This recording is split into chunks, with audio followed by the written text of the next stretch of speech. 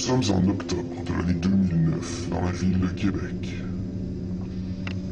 Dans le quartier Montcalm, quartier habituellement assez calme, un drame se prépare.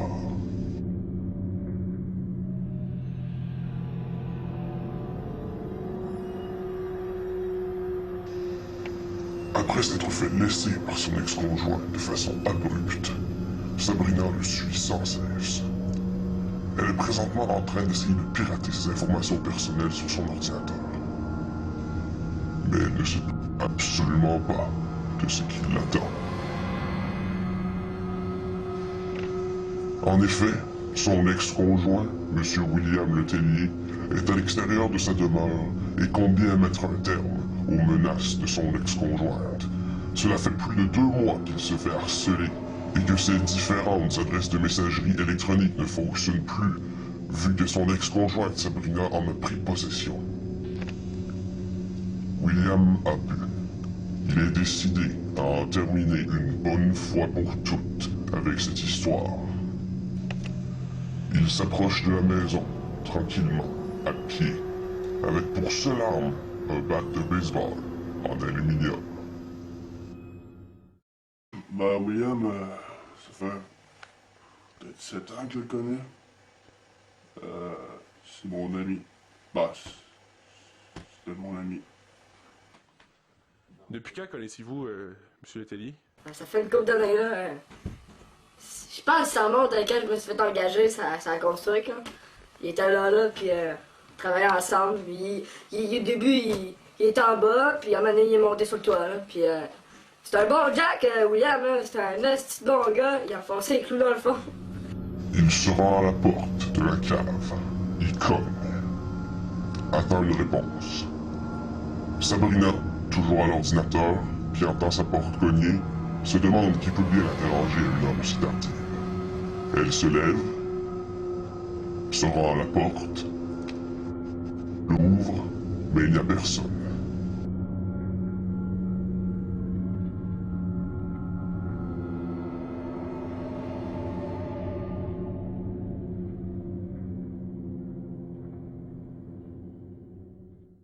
Avez-vous constaté un changement de comportement chez M. Letellier? Ben ouais, il devenait plus agressif le matin, tu sais. J'arrivais une minute en retard, puis il me criait après. Les clous, il rentrait plus fort, il marchait plus fort, il jetait des paquets de bardeaux. C'est drôle, une fois, il y a quelqu'un qui est passé, puis il a lancé le paquet de... Ben, William, je sais que ça allait pas bien avec sa blonde. C'était Sab. C'était bizarre un peu, là, après un bout, il collait plus trop, là. Tu sais, je voulais aller tirer des puffs avec, puis ça y tentait pas.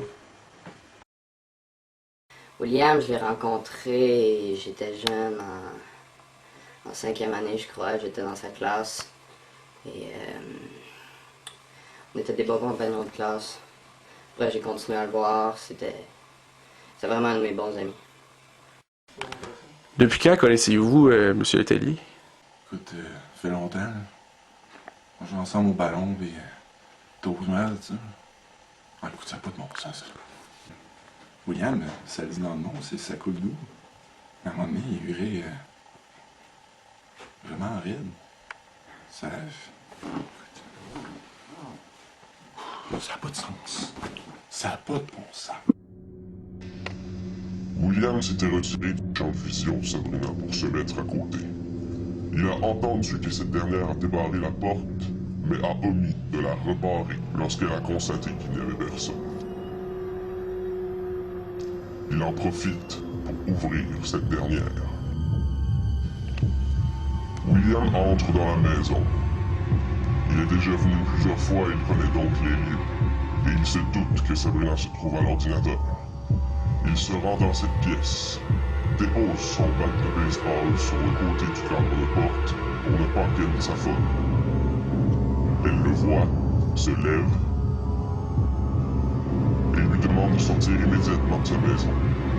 Ne perdant pas une seule seconde, William l'empoigne, la jette par terre, va prendre sa batte de baseball. Comment avez-vous réagi lorsque vous avez appris les actes de M. Letellier? Comment dire... ça n'a aucun bon sens. Ça n'a pas de sens. Écoute, ça n'a pas de bon sens, ça n'a aucun sens. Ça n'a aucun bon sens. Comment avez-vous réagi lorsque vous avez appris les actes de M. Letellier? Comme je vous ai dit au début de l'interview, il était rendu agressif vers la fin, donc je m'éloignais de lui, il me faisait peur. Je croyais des fois qu'il allait me frapper. C'était fuck all. C'était fuck all en esti. J'aurais jamais pensé que Bill aurait fait ça. Parce que... il était chill. Mais j'étais bien buzzé quand je l'ai appris. Mais... je sais pas. C'était fuck all. Il faisait pas les choses à moitié, c'était un petit bon gars. Là, je comprends un peu aussi pourquoi il a fait ça, hein, tu sais. S'il était inconscient, il fallait qu'il l'achève. William Letellier lui assène plusieurs coups mortels sur la tête et sur la poitrine. Réalisant l'acte qu'il venait de commettre, William laisse tomber son arme et s'enfuit.